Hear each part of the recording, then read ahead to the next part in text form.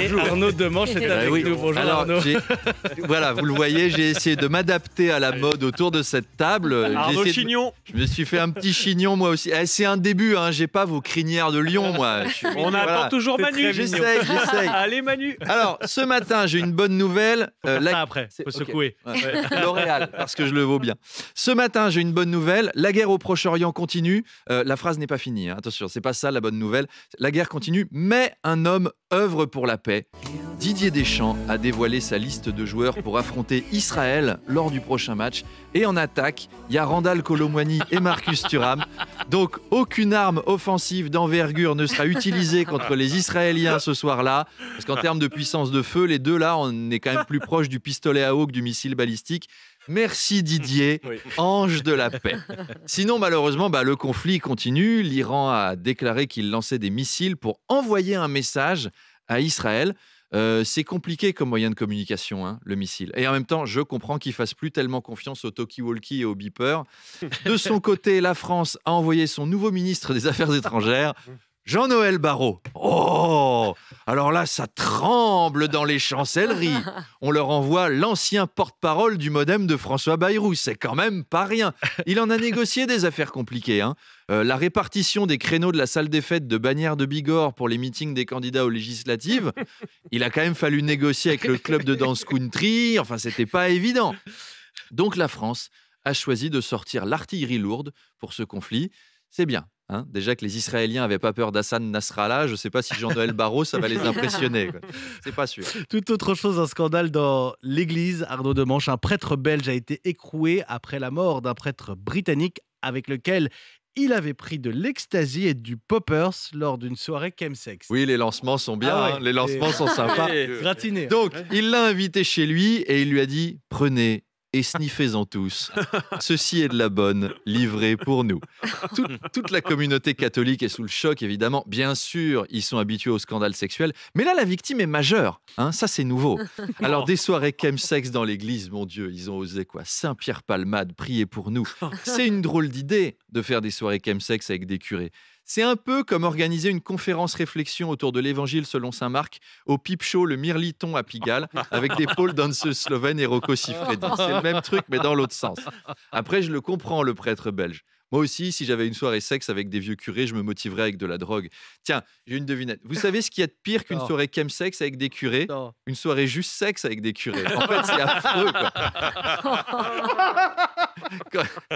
Quand il n'y a pas le chem, c'est moins bien. Il y a beaucoup d'affaires de ce genre dans l'église et je me demande toujours comment ils se contactent entre eux, les prêtres, comment ils se reconnaissent. Est-ce qu'il y a un site de rencontre pour prêtres? Tu veux rencontrer les prêtres les plus chauds de ta région? Tu es bien au 8-22-22, le rendez-vous numéro 1 des prêtres coquins. Si tu veux te faire livrer le gros cierge de Pascal à domicile, tape 1. Si tu veux assister à la soirée évangélique avec Evangélie dans l'abbaye du Mont-Saint-Michou, tape 2. Si tu veux 2 places pour la soirée et délivre-nous du mal, mais ne nous délivre pas des mâles, et assister à la projection naturiste du film Scout toujours de Gérard Jugnot, tape 3. Si tu veux assister aux journées des patrimoines, les journées où tout le monde rentre partout, tout le temps et gratuitement, tape 4. Là, il est temps que l'Église intervienne quand Et même. on a des appels du bâtiment. ouais. Arnaud Demanche, merci beaucoup, mon cher Arnaud. On retrouve Arnaud Demanche en spectacle à Mont-de-Marsan. Oui. Ce sera demain et c'est au profit des orphelins de l'armée de l'air. Voilà, c'est une jolie cause. Venez, sinon les orphelins n'auront pas de parents. Voilà, ce serait très mal. Non, mais Mont-de-Marsan, il arrive. Voilà, je suis il en route, arrive. Merci en avion de beaucoup. chasse. Et l'invité de Nella Latrousse tout à l'heure dans le face-à-face sur RMC et BFM TV, au lendemain de l'interview de Michel Barnier, c'est Mathilde Panot, députée et présidente du groupe LFI à l'Assemblée. Oui, on finit la semaine sur un sourire, un peu de légèreté, ça fait du bien. Ce matin, on s'est tous levés pour écouter Mathilde Panot. Il y a des gens, ils se lèvent pour Danette, nous c'est Mathilde Panot, chacun son truc. Alors, semaine compliquée pour les Insoumis. D'abord, Emmanuel Macron n'est pas destitué. LFI était scandalisé que le Rassemblement national ne vote pas sa proposition. Ils étaient là. C'est les alliés de Macron. Fallait que le RN vote comme nous. Et juste avant, ils disaient qu'ils voteraient pas l'abrogation de la réforme des retraites proposée par le RN. faut choisir là, les gars. En fait, si vous voulez, il y a le bon insoumis et il y a le mauvais insoumis.